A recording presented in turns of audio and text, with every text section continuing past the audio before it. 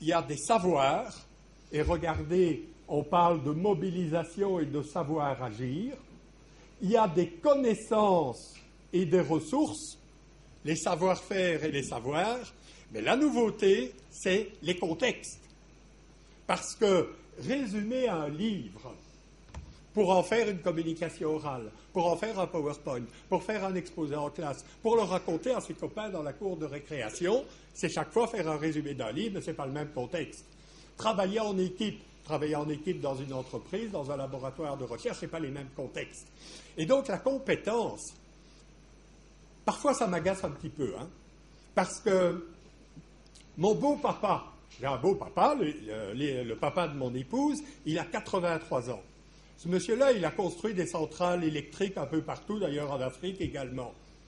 Et quand je parle de compétences, il me dit « Mais enfin, on ne doit pas demander à l'université de former des gens compétents. » Ah non.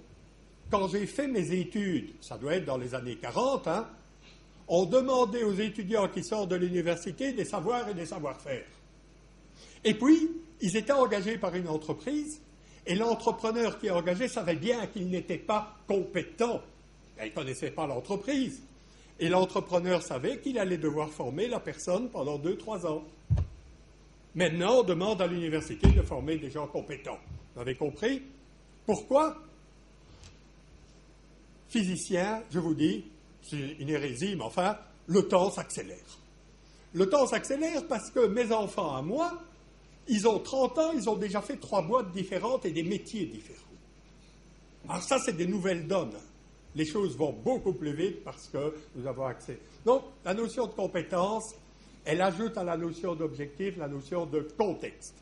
Alors moi, j'aime bien les choses simples à retenir. Je vous présente les compétences selon Marcel Lebrun. Ce sont les CCC, des capacités qui s'exercent sur des contenus, dans des contextes différents. Je crois que comme ça, vous retiendrez cette notion de compétence.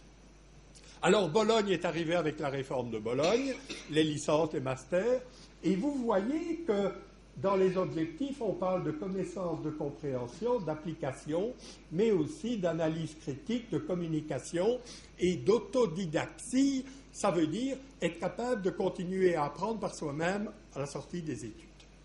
On parle aussi des compétences LLL, Lifelong Learning, ça veut dire les compétences qu'on va utiliser et développer toute la vie durant, avec, tantôt je crois que Monsieur le ministre a parlé de ça, tout d'abord des savoirs de base, lire, écrire, calculer, etc.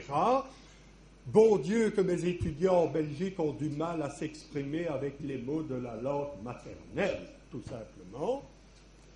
Communication dans des langages différents, les compétences en sciences, les compétences numériques, apprendre à apprendre, les compétences sociales, le sens de l'initiative, etc., etc.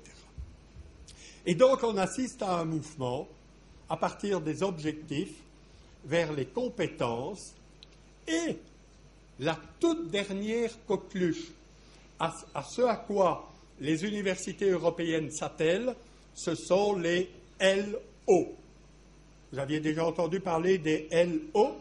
Eh bien, les LO, ce sont les Learning Outcomes. Ce sont les acquis de l'apprentissage.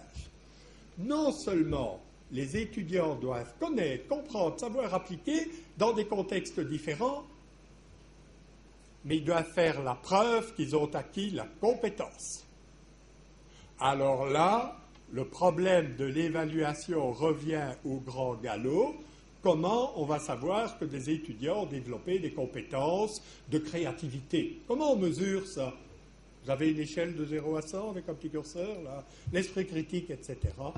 Néanmoins, en Europe, en tout cas, les programmes sont en train d'être vus en passant de quelque chose d'intéressant qui change un peu ce que je vous ai dit.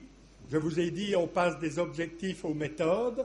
Eh bien, maintenant, on va passer des objectifs, des acquis d'apprentissage, à l'évaluation, et ensuite on parlera des méthodes.